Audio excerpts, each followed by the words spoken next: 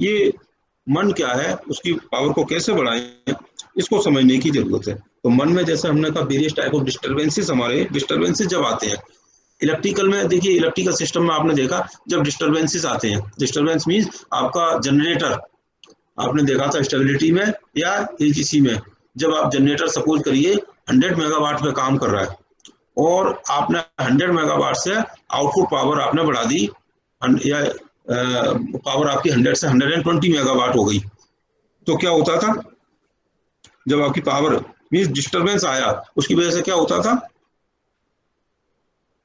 Electrical की बात कर रहा हूं, तो आपका जो स्टेबिलिटी मार्जिन था, जब आप you are taking more load, आपने डिस्टर्बेंस बढ़ाया तो आपका स्टेबिलिटी मार्जिन कम हो गया था, याद है? Yes do sir. नो, आपका जब आप डिस्टर्बेंस क्रिएट करते हैं, आप सपोज 100 मेगावाट का मशीन रन कर रहा है और उसकी बजाय आप 120 लेना शुरू कर दिए, तो आपका स्टेबिलिटी मार्जिन कम हो गया, ठीक। और उधर क्या होता था, फ्रीक्वेंसी लेवल, फ्रीक्वेंसी आपकी एजीसी, अगर आप secondary loop, primary automatic loop frequency control था, एक secondary automatic loop frequency control था। सेकेंडरी पर ध्यान नहीं दें, if there is primary mean self, अपना ही है, प्राइमरी ऑटोमेटिक लूप फ्रीक्वेंसी करें तो क्या था, प्राइमरी लूप क्या कर रहा था, उसकी फ्रीक्वेंसी लेवल भी डाउन हो रहा था, मतलब आपकी फ्रीक्वेंसी लेवल भी, अब ह्यूमन बीइंग की बात करें तो आपकी फ्रीक्वेंसी लेवल भी कम हो गया मीन्स, और उधर मार्जिन भी कम हो गया, स्टेबिलिटी मार्जिन कम हो गया। मतलब क्या हुआ, जैसे सपोज करिए आप 20 या 100 निगेटिव कमेंट्स आपके ऊपर करने पे आपको गुस्सा आ जाता है, ये आपकी पीक है, मैक्सिमम लिमिट है। और सपोज आप 50 पे काम कर रहे हैं तो थोड़ा डिस्टर्बेंस आया 10, तो आपके आप 50 से 60 पे पहुंच जाएंगे, 60 आपकी रेटिंग पे, तो 40 डिस्टर्बेंसेस का 40 का मार्जिन बचा हुआ है, लेकिन मार्जिन तो बचा हुआ है लेकिन एनर्जी लेवल आपका डाउन हो गया, जैसे फ्रीक्वेंसी वहां कम हो गई थी ना, स्पीड कम हो गई थी जनरेटर की, फ्रीक्वेंसी लेवल डाउन हो गया और स्टेबिलिटी मार्जिन भी कम हो गया। फिर क्या होगा उससे, मीन्स आपकी स्ट्रेंथ कम हो गई, फ्रीक्वेंसी लेवल डाउन हो गया, इसका मतलब क्या, आपकी स्ट्रेंथ भी कम हो गई कि आप उतना लोड नहीं ले पाएंगे, उतना कोई किसी ने हार्ड वर्ड बोला तो आप उतना नहीं सुन पाएंगे। और दूसरा, कितने बोले आप उतनी जल्दी आप मैक्सिमम लिमिट पर पहुंच जाएंगे। ये आप उसी तरह समझें, जैसे समझें कि सपोज आपके शरीर पे कोई एक हैमर से कुछ चोट लग गया, आपकी आर्म्स में हैमर से किसी ने मारा, चोट लग गया।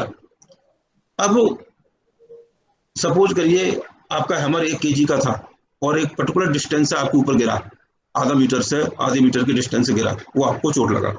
तो जितना भी चोट लगा, अगर सपोज करिए हैमर 1 kg की बजाय, सपोज पहले वाला 1 kg था, अब 1 kg की बजाय 2 kg होता, तो कितना चोट लगता, आप सोच सकते हैं, तो उससे 2 गुना लगेगा। चलो कोई बात नहीं है, पहले 1 kg पे 1 यूनिट चोट लगा, 2 kg पे 2 यूनिट सपोज लगा, लेकिन पहले से ही अगर आपको एक हैमर 1 kg का आपके ऊपर गिर चुका है, उसी जगह पे दूसरा 1 kg का हैमर गिरा, तो कितना चोट लगेगा, क्योंकि चोट के ऊपर जब चोट लगती है वो ज्यादा दर्द करता है। हेलो, यस सर, करता है। तो इसलिए सो धीमे धीमे लोग छोड़ रहे हैं, मुझे लग रहा बोर हो गए क्या? नहीं नहीं सर। है, 12 लोग हैं, एनीवे। तो देखिए इसका मतलब क्या हुआ, जो हमें अपनी डिस्टरबेंसेस, कितने various type of disturbances are there, तो डिस्टरबेंसेस आते हैं, disturbances will be from outside, तो हमारा एनर्जी लेवल कम हो जाता है and we feel low feel करने लगते हैं, टॉलरेंस मार्जिन बिकम्स लेस, और हमारी जो निडल है दिमाग की वो एक जगह फिक्स हो जाती है, मतलब उसने ऐसा बोला तो क्यों बोला, ऐसा सोचने लगते हैं ना, उसने ऐसा बोला तो क्यों बोला। और फिर आप अपने आप को, even if the cause is remove, आपका हैमर वहां से हट गया है फिर भी दर्द हो रहा है, क्योंकि आपने, या वो व्यक्ति चला गया है शब्द बोल के, जैसे बॉडी के ऊपर हैमर का असर हो रहा है, ऐसे ही आपके माइंड के ऊपर उस व्यक्ति के शब्दों का असर हो रहा है, वो व्यक्ति अगर चला गया फिर भी आपको दर्द हो रहा है, तो इसका मतलब क्या है, आप उन शब्दों को पकड़ के बैठ जाते हैं कि भाई उसने ऐसा बोल के चला गया, मेरा इंसल्ट कर गया, उसने क्यों किया, तो ये आपका एनर्जी लेवल को कम कर देता है। जब से, तो जब तक आप इन चीजों से बाहर नहीं आएंगे तो आपका इनर स्ट्रेंथ बढ़ना मुश्किल बढ़ेगा। सो इनर स्ट्रेंथ बढ़ाने के लिए मैं करना क्या है फर्दर, जैसे आपने देखा as the mind so will be the destiny, तो ये भी बहुत जरूरी है कि हमें अपना डेस्टिनी को, अपने माइंड को क्लियर करना है, माइंड को पावरफुल बनाना है, माइंड को क्लीन करना है। अब देखना है कि भाई माइंड मीन्स क्या, माइंड क्या करता है। माइंड में बहुत थॉट्स आते हैं, किसी ने कुछ कहा, अब आप सोचना शुरू कर देंगे, तो ये आप थॉट्स क्रिएट करते हैं। Then what is the thoughts, what is the effect of thoughts. जो आप थॉट्स आ रहे हैं, जो संकल्प आ रहे हैं आपके दिमाग में, उनका इफेक्ट आपके अपने ऊपर, आपकी बॉडी के ऊपर कैसे काम करते हैं। देखिए जैसे ही आप, जब आपके पास थॉट्स आते हैं, कोई थॉट्स आता है, तो उसी तरह की एक फीलिंग क्रिएट होने लगती है। जैसे आपने थॉट आया, सपोज एक थॉट आया कि भाई कोई स्वीट आ गया, भाई आया, भाई आज रसगुल्ला खाना है, थॉट आया, तो ये जैसे ही वो थॉट आएगा एक फीलिंग आ जाएगी, मीन्स उसका टेस्ट आना शुरू हो, मन में आएगा कि ये टेस्ट है। तो जब टेस्ट आएगा फिर उसकी तरफ, उसके प्रति आपका इंटरेस्ट डेवलप होगा कि भाई खाना चाहिए या नहीं खाना चाहिए। तो मीन्स क्या है, थॉट्स के साथ फीलिंग आता है, और thoughts is very important for, सबसे पहले हम देखें what is the effect of thought on the mind and material. जो हमारे थॉट्स हैं उसका इफेक्ट, थॉट्स आएगा उसका इफेक्ट मेरे ऊपर क्या पड़ेगा और मटेरियल के ऊपर क्या पड़ेगा। मटेरियल मीन्स, इसको मैं एक एग्जांपल के थ्रू आपको बताऊंगा, एग्जांपल के थ्रू बताना चाहता हूँ। कोई भी थॉट्स का मटेरियल के ऊपर क्या असर पड़ता है, फिर किसी थॉट का बीइंग के ऊपर, ह्यूमन बीइंग के ऊपर क्या असर पड़ता है, एक एग्जांपल के थ्रू। जैसे देखिए एक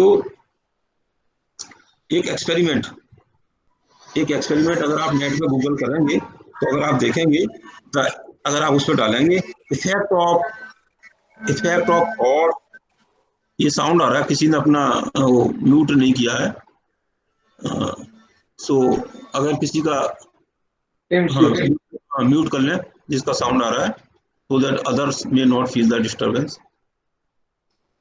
तो देखिए अगर आप गूगल करेंगे कि effect of thoughts on glass of water, अगर आप इस पर डालेंगे तो एक साइंटिफिक रिपोर्ट आएगा, most probably I think it is from German, कि एक साइंटिफिक स्टडी आएगा। क्या किया गया उस स्टडी में, there are 2 glass of water, 2 गिलास पानी लिए, और एक गिलास को कई एक दिनों तक, एक पीरियड ऑफ टाइम से फ्रेश वाटर लिया, आरओ के या बिस्लरी का वाटर लिया, एंड स्टडी किया फॉर 11 डेज। एक गिलास वाटर के पास जाके बहुत साइलेंट वे में, मेडिटेशन वे में, उसको in the real sense, inner, from the inner core, scientist ने क्या किया, उसको जाके आई लव यू, उसको ये थॉट्स दिए वाटर को, it is the glass of water, daily 5 minute उसको ये थॉट दिया। In the another room, another glass was there, glass of water is there, तो उस वाटर को उसने ये थॉट दिया, आई हेट यू। जब after some time, after period of time 11-12 days, जब उनके क्रिस्टल्स को देखा, वेरी स्पेसिफिक माइक्रोस्कोपिक व्यू से उस क्रिस्टल्स को स्टडी किया, तो जिस वाटर ग्लास को, जिस पानी को ये थॉट दिया था, I love you, you are very beautiful, you care for me, you are the life of the human being, इस तरह के पॉजिटिव थॉट दिए थे, तो उसमें जो क्रिस्टल फॉर्मेशन था, आप इसमें आपको देखने को मिल जाएगा। अगर आप गूगल करेंगे तो उसकी फोटो, आपको फोटो मिलेगा कि उसका क्रिस्टल फॉर्मेशन बाद वेरी क्लियर, जैसे डायमंड का क्रिस्टल होता है उस तरह का H2O जो वाटर फॉर्मेशन था, वाटर क्रिस्टल था, वो उस तरह के क्रिस्टल थे। जो ऑन द अदर साइड जो दूसरा ग्लास था जिसपे I hate you, you are good for nothing, इस तरह के स्टेटमेंट दिए गए। तो उसके जो वाटर क्रिस्टल देखा तो there was no clear formation of the crystal, टूटा फूटा क्रिस्टल्स उसमें पैदा हो रहे थे। तो this is a scientific study कि भाई मटेरियल के ऊपर भी, वाटर का मटेरियल के ऊपर भी थॉट्स का इफेक्ट पड़ता है। तो देखिए एक तो हो गया मटेरियल के ऊपर जब थॉट्स का इफेक्ट पड़ता है, then why can't we it has the effect on human being. तो उसके लिए भी फिर देयर वर सम स्टडी। देखिए आपने देखा होगा कि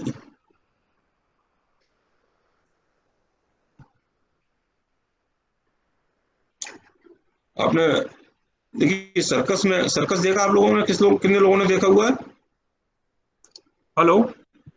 देखा हुआ है सर, मैंने देखा। सर मैंने देखा यस हुआ सर, है। देखा हुआ है, मैंने भी देखा है। सर्कस में आपने देखा होगा जो एलिफेंट है, बहुत एलिफेंट इज पावरफुल एनिमल। आप देखेंगे कि शेर या कोई भी एनिमल वो सबसे ज्यादा पावरफुल होता है। वो अलग बात है, शेर उसको किसी तरह बैक पीछे से अटैक करता है, but if we see the strength, if we measure the strength, तो एलिफेंट के बराबर स्ट्रेंथ नहीं होती दूसरे अदर एनिमल्स जो जंगल्स में। तो आप देखेंगे सर्कस के अंदर इतना भारी, इतना बड़ा एलिफेंट, एक आप रस्सी देखेंगे उसके पैर में बहुत पतली सी रस्सी लगी होती है। उस रस्सी को एक छोटा सा जानवर भी, अगर गाय और भैंस भी अगर बांध देंगे, ऑक्स भी बांध देंगे, तो उसको तोड़ देगी। लेकिन एलिफेंट उस पतली सी रस्सी से बंधा रहता है। जानते हैं क्यों बंधा रहता है? अदरवाइज उसको एक भी अगर तोड़े, जरा भी फोर्स लगाए तो वो टूट जाएगा। क्यों बंधा रहता है उससे? डर होता है सर। क्या मारेगा ये हमें? Yes sir.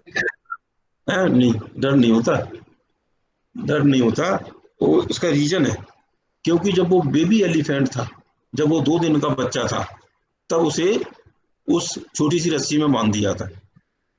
और जब वो 2 दिन का बच्चा था तो कोशिश कर रहा था कि भाई उसे तोड़ने की, भागने की, उसे वहीं पे दूध मिल जाता था, वहीं पे उसकी माँ आ जाती थी, वहां पे उसे धीमे धीमे खाने को मिल जाता था, तो वो तोड़ने की कोशिश नहीं करता था। फिर वो 2 दिन से फिर 1 महीने का हुआ, 2 महीने का हुआ, फिर भी उसने कोशिश की, नहीं तोड़ पाया।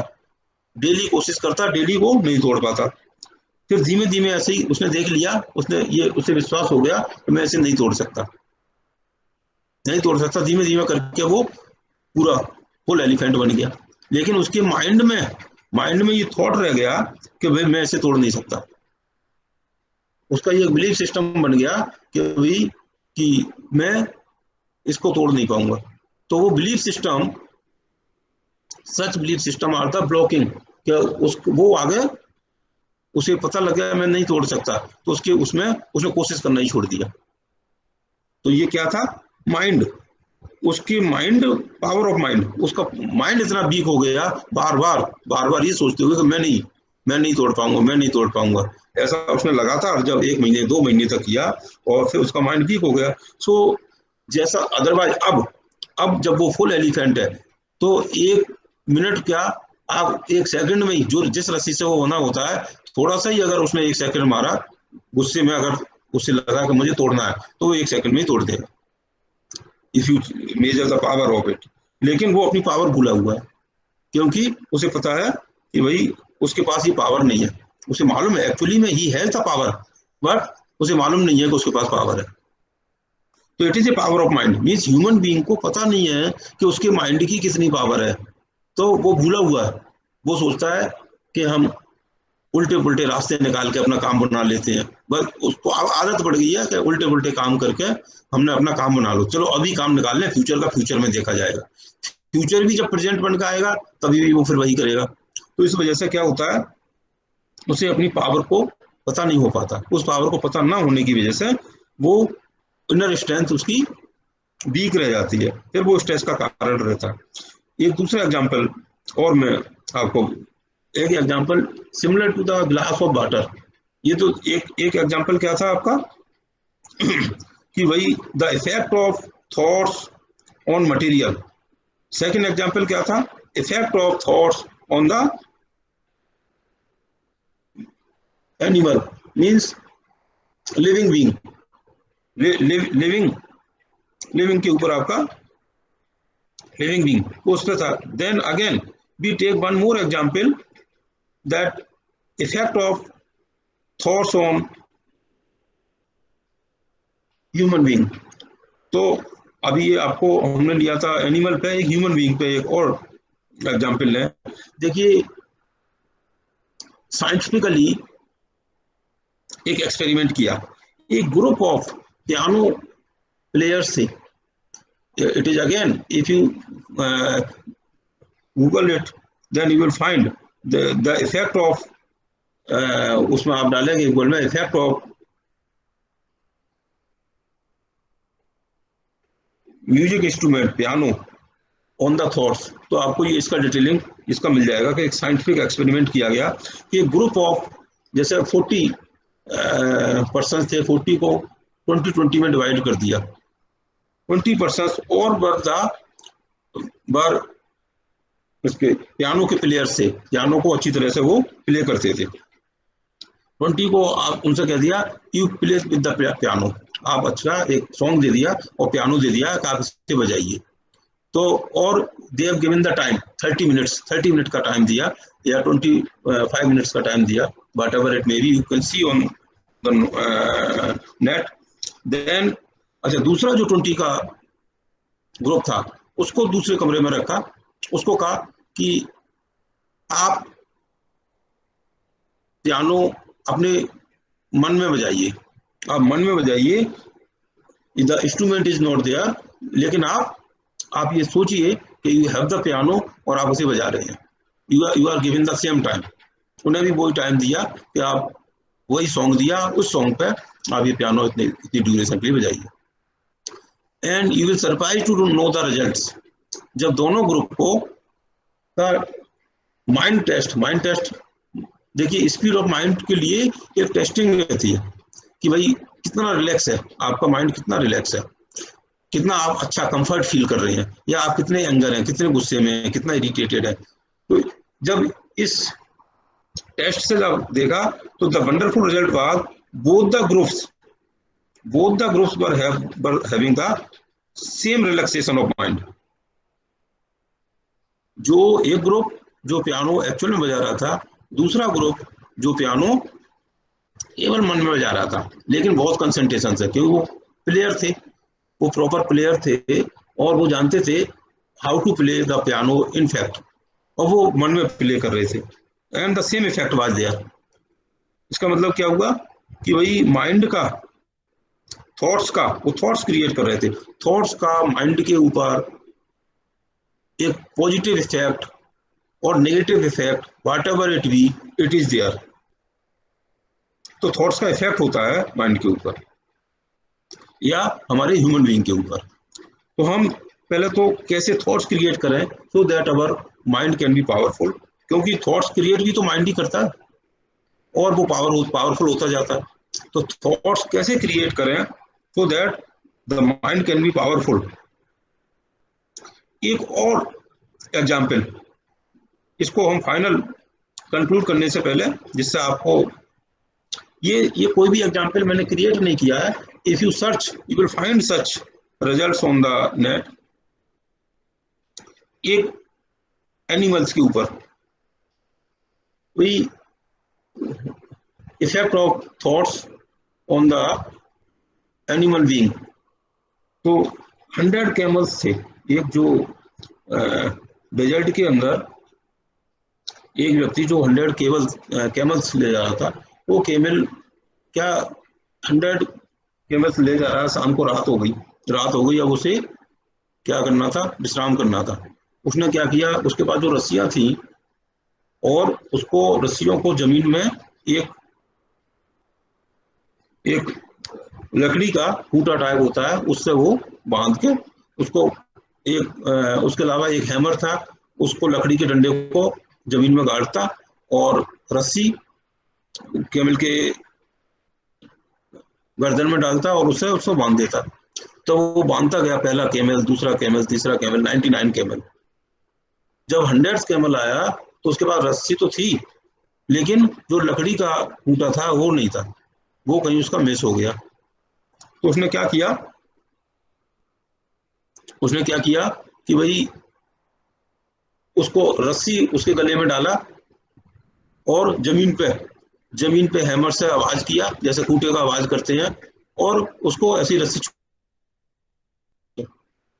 सुबह देखा सारे के सारे, जैसे जब 99 कैमल जब उठे तो वो भी उठ गया। ऐसे उसको एक एक करके उठाया उसको खोला, जैसे उसे खोला, उसे ये लगा कि भाई सबको बांधा हुआ, मुझे भी बांधा हुआ है। उसके माइंड में इफेक्ट इम्पैक्ट कर गया कि भाई मैं बंधा हुआ हूँ, एक्चुअली में वो बंधा हुआ नहीं था। तो these are the some experiments which shows the effect of thoughts on the animal being, human being, and the material also. Material के ऊपर थॉट्स का effect. One more example, it is again a very popular example, कि भाई देखिए, एक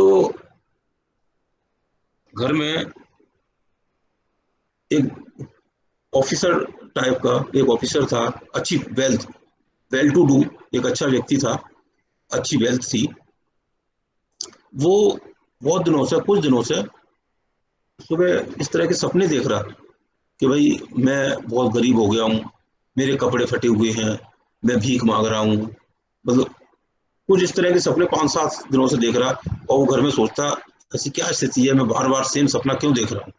काफी कोशिश की कि भाई ऐसा क्यों है, उसको समझ नहीं आया। क्योंकि ऐसी स्थिति ना तो, क्योंकि नॉर्मली सपने आदमी पास्ट में कुछ हुआ हो या कोई फ्यूचर फियर हो तब वो सपने देखता है, लेकिन ये सपने जब उसके पास आ रहे थे तो उसे लगा भाई क्या प्रॉब्लम है। तो जब वो अपने किसी वेल विशर के पास गया और डिस्कस किया, भाई मैं ऐसे सपने देखता हूँ, कुछ दिन हो गए, 1 वीक हो गया और रीजन पता नहीं लग रहा। तो उसने उसने कहा भाई अकेले रहते हो? बोले हाँ अभी तो अकेला रह रहा हूँ। खाना खाना वगैरह कैसे खाते हो? बोला खाना मेड आती है, वो बनाती है। और तो बोला कि आप उससे मेड से पूछना तो भाई उसे कोई प्रॉब्लम है क्या। तो वो 1 वीक तो हो चुका था, 1-2 दिन के बाद जब वो फिर अगले दिन मेड आई, उसने उससे वो ऑटोमेटिक वो पूछता, उससे पहले ही उससे पहले ही मेड ने उससे कहा साहब कुछ पैसे उधार मिल जाएंगे। बोले क्यों? कि हमारे ऊपर बहुत गरीबी आई हुई है, मेरा हस्बैंड ऐसे ऐसे प्रॉब्लम में है, भीख मांगने की नौबत आ गई है, खाने के लिए नहीं है। तो बोला ठीक है। उसने उसे जितना अमाउंट उसने मांगा था वो दे दिया। बोला धीमे धीमे अगले कुछ समय में, कुछ महीनों में वो सैलरी से काट लेंगे। उसके बाद से उसे वो सपने आना बंद हो गए। रीजन क्या था? तो इससे क्या कंक्लूजन आ रहा था कि वो मेड जब खाना बना रही थी तो खाना बनाते वक्त वो वही बातें बार बार वही खाने बनाते पे वही बातें सोच रही थी, अब क्या होगा, मेरे ऊपर ये गरीबी आ गई, भीख मांगने की नौबत आ जाएगी। तो इस तरह की, क्योंकि जब खाना बनाते वक्त जो वो थॉट्स क्रिएट कर रही थी, the same thoughts were going to the food. जो वो मील था, जो फूड था, उसके अंदर भी वही वाइब्रेशंस जा रहे थे, थॉट्स जा रहे थे। Same vibrations were consumed by the that his owner, her owner, वो कंज्यूम कर रहा था। And those vibration, that food vibration were going with that food, and the food being consumed by the that person, owner, or that was having the effect on the human being। Means क्या था? जो vibrations का effect, जो vibrations थे, जो संकल्प थे, जो थॉट्स थे, वो वाइब्रेशंस के फॉर्म में मटेरियल में जा रहा है। मटेरियल जो कंज्यूम कर रहा है वो ह्यूमन बीइंग में जा रहा है, उस पर भी थॉट का इफेक्ट पड़ रहा है। It was a scientific evidence that thoughts are having the energy and energy flow from material to human being to material। means जैसा हम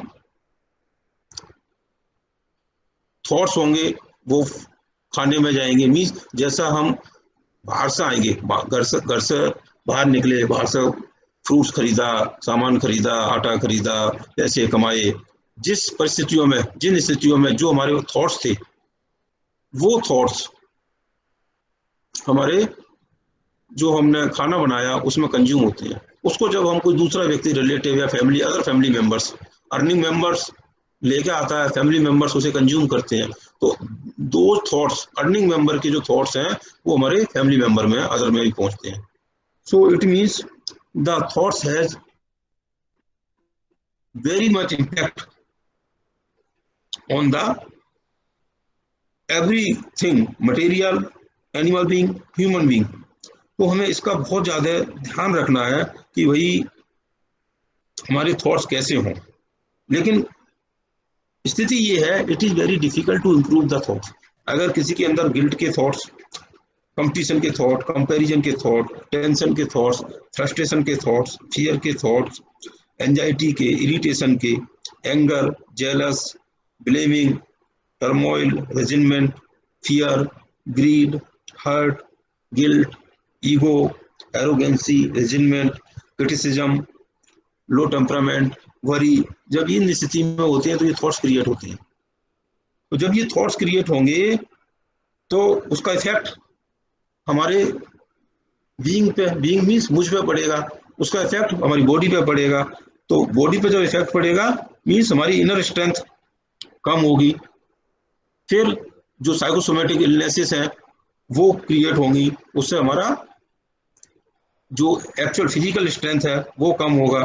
तो हमें करना क्या है, ये जो हमारे थॉट्स हैं मीन्स जो हमारा जो प्रेजेंट माइंड है, प्रेजेंट माइंड में इस तरह के जो थॉट्स भरे हुए हैं उसको क्या करना है, उसको क्लीन करना है। We have to clean our mind, we have to clean the mind so that we can have pure and powerful mind. We should have clean, pure and powerful mind. ठीक है। नाउ क्वेश्चन इज, अब कितने लोग इस बात से सहमत हैं कि भाई जो थॉट्स हैं वो हमारे ऊपर, हमारे सर्कमस्टेंसेस पे, हमारी बॉडी के ऊपर, हमारी फैमिली के ऊपर, हमारे रिलेशंस के ऊपर, हमारी सोसाइटी के ऊपर उसको इफेक्ट डालते हैं और उसको हमें क्लीन करना चाहिए। कितने लोग इस बात से सहमत हैं?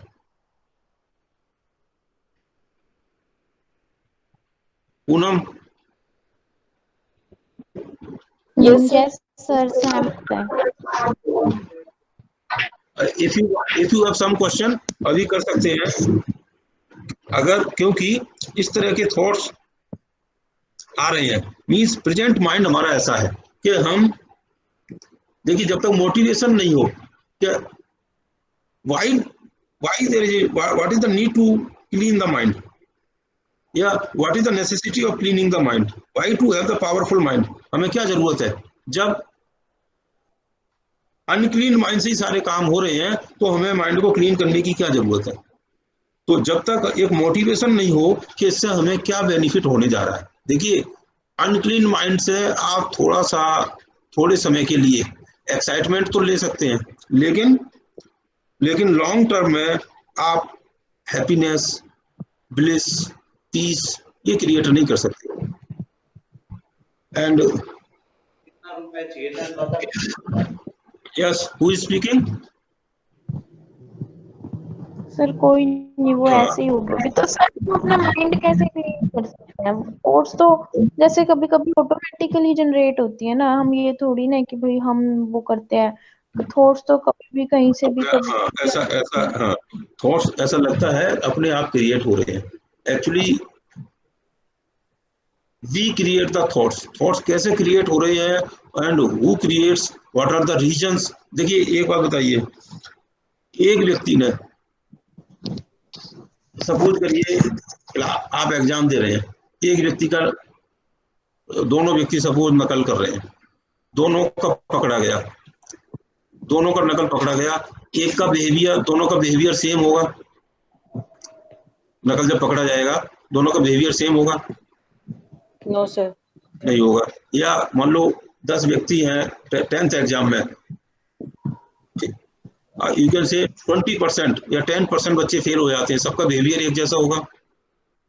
No sir, definitely not. ये मींस जो सर्कमस्टेंसेस आती हैं या जो प्रॉब्लम्स आती हैं उसमें सबका बिहेवियर सेम नहीं होता। अगर 33% मार्क्स या 29% मार्क्स आने पर एक पर्टिकुलर सेट ऑफ बिहेवियर होता तो सबका सेम बिहेवियर वही होना चाहिए था। सबका बिहेवियर अलग अलग है, इसका मतलब क्या है, हर एक की अपनी अपनी कैपेबिलिटी है। तो it is not the 29% marks who creates the thoughts, but it is I myself who creates the thoughts in that particular situation. मैं खुद हूँ या मेरा खुद का स्ट्रेंथ है कि मैं क्या थॉट क्रिएट करूँ। कोई क्लास में एक बच्चे को खड़ा कर देते हैं, एक इतना इंसल्ट फील कर जाएगा तो मैंने इंसल्ट कर दिया। अब जो BTech first year second year के बच्चे हैं क्लास में कि भाई मेरा तो लड़कियों के सामने इंसल्ट होगी, वो इतना माइंड कर जाएंगे उसको लेकर और पूरा का पूरा अपना कैरियर खराब कर लेंगे या क्लास में पूरा न्यूसेंस क्रिएट कर देंगे, ऐसी स्थिति क्रिएट कर जाएंगे जिसको संभालना मुश्किल होगा। कुछ लोग ऐसे होते हैं आप उन्हें डांट लेंगे उसको कोई बात नहीं है, वो हंसते ही रह जाएंगे। तो ये हर एक की अपनी, अगर सेम डांट से सेम क्वेश्चन पूछने से या किसी से हार्ड क्वेश्चन पूछ लिया, वो कहे मुझसे हार्ड पूछा उससे इजी क्वेश्चन क्यों पूछा, इसी पे एक व्यक्ति नाराज हो सकता है। तो मीन्स ये it is I not the thought. अगर थॉट का इफेक्ट होता तो सबका सेम इफेक्ट होता, बट हर एक की अपनी अपनी स्ट्रेंथ है, हर एक का अपना अपना, हमें वाट एवर इट में भी हमारा जो भी स्ट्रेंथ था उसके अकॉर्डिंगली जो भी हम थॉट्स क्रिएट कर पा रहे थे, but we have to improve. Question is कि हमें इम्प्रूव करना है, इम्प्रूव करना है फॉर व्हाट, फॉर दैट हमारा जो प्रेजेंट माइंड है जिसमें ये सारी साइकोसोमेटिक जो इलनेसेस की का कॉज है, जैसे फियर, वरी, हर्ट, गिल्ट, ये जो कॉजेज हैं, एंगर, वो खत्म हो जाए या मिनिमाइज हो जाए। देखिए as a human being we should try to be that, किसी भी एग्जाम में हम ट्राई करते हुए 100% मार्क्स आ जाए, या 100% नहीं आते, पर सपोज आपके नॉर्मली आपके 50% मार्क्स आते हैं, लेकिन अगर आप एफर्ट्स करके 55% मार्क्स लाते हैं, then that effort is good और नॉट गुड सर। हाँ, फिर जब आपके 55% मार्क्स आएंगे, फिर again you make a good efforts और 60 आते हैं, देन इट इज गुड और नॉट। बजाय इसके ये कहना कि भाई हम एफर्ट से क्या फायदा हुआ, 100% नहीं अचीव करेंगे but you will feel better. आपको मीन्स पहले 10 बार गुस्सा आता था, और अगर आप नेक्स्ट टाइम किसी बात को लेके या महीने में आपको 10 बार गुस्सा आता है, 10 की जगह 8 बार हो जाए, then it is a good. In the next month it can be 6 frequency, in the next month it can be frequency 4. So it is always good to do the efforts, कि हम एफर्ट्स करें, और efforts क्या करें, अब इन चीजों को overcome करके how to make our mind clean, pure and powerful, इस पे करना है काम। तो हाउ टू क्लीन, अब देखिए, अब सपोज मैं आपको एक एग्जांपल एक क्वेश्चन के थ्रू बता रहा हूँ। सपोज करिए एक गिलास के अंदर पानी है, उसमें 2 बूंद इंक का डाल दिया। इंक पहले इंक आता था ना, अब तो डॉट पेन आता है, इंक नहीं आता, लेकिन अभी भी पायलट पेन है उसमें इंक पड़ता है, ठीक है ना। तो इंक डाल दिया। अच्छा, एक व्यक्ति अभी कौन कम हो गया है, नाउ इट इज 11, पहले है 11, टोटल 11, so 10 है। रोबिन इज देयर और नॉट? रोबिन, सर रविंदर कम हुआ सर। यस, हाँ, ये MC Shivam, Robin is there, Ravinder, हाँ रविंदर ही कम हो गया ना। चलो एनीवे, तो मैं क्या डिस्कस कर रहा था? हेलो, यस, हाँ बताएंगे क्या डिस्कस हो रहा था? सर आप अभी सर मार्क्स का बता रहे थे। नहीं सर, इंक, हाँ, एक गिलास हाँ, पानी है और उसके अंदर 2 ड्रॉप इंक पड़ गया।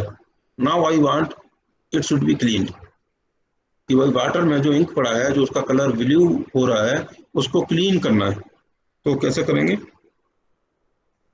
व्हाट विल यू सजेस्ट, कैसे क्लीन करेंगे? सर डाइल्यूट कर देंगे। और हम डाइल्यूट मीन्स क्या? सर जैसे पानी मिला देंगे तो इंक का इफेक्ट कम हो जाएगा। कुछ पानी डालेंगे, फिर कुछ पानी डालते जाएंगे, तो वो ब्लू था वो कहाँ जाएगा? वो कहाँ निकलेगा? गिलास से बाहर निकलता जाएगा। तो एक टाइम के बाद क्या होगा, जो आपका ब्लूनेस था स्काई में कन्वर्ट हो जाएगा। Sky colour again will be weak, और फिर आपका धीमे धीमे वो प्योर ट्रांसपेरेंट कलर, जो वाटर का एक्चुअल कलर है उसकी तरफ आना शुरू हो जाएगा। इससे क्या पता लगता है? इससे ये पता लगता है कि अगर हमें क्लीन करना है तो जो चीजें माइंड में भरी हुई हैं, माइंड में जैसे कोई फियर है, कोई एंगर है, कोई फ्रस्ट्रेशन है, कोई रेजिनमेंट है, जो चीजें, जो नेगेटिव थॉट्स भरे हुए हैं, देखिए माइंड में जो स्पेस है दैट इज लिमिटेड। जैसे आपका मेमोरी होता है 2 GB है तो उसमें 2 GB आएगा, 16 GB है तो 16 GB आएगा। तो इसी तरह हर एक माइंड का एक अपना लिमिटेशन है। नाउ क्वेश्चन इज, उसमें जो ये गंदी चीजें भरी हुई हैं उसको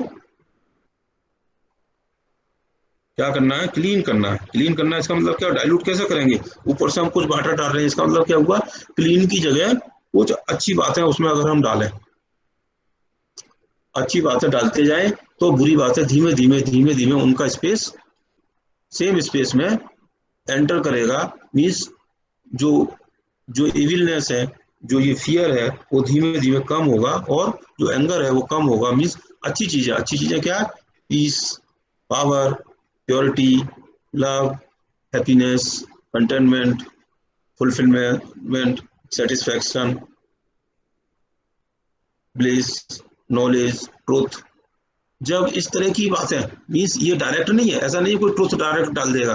there is no way that truth can be put in your mind, that there is no way knowledge can be put your mind. Knowledge के लिए आप, जैसे नॉलेज में एक टॉपिक वाइज, क्योंकि नॉलेज में सपोज आपको स्टेबिलिटी पढ़ना है तो स्टेबिलिटी टॉपिक पढ़ेंगे, तो स्टेबिलिटी जब पढ़ेंगे तो हो सकता है उस समय जो दूसरी कुछ चीजें जो आपने पढ़ रखी हैं, क्योंकि लिमिट है, हर एक माइंड की एक लिमिट है।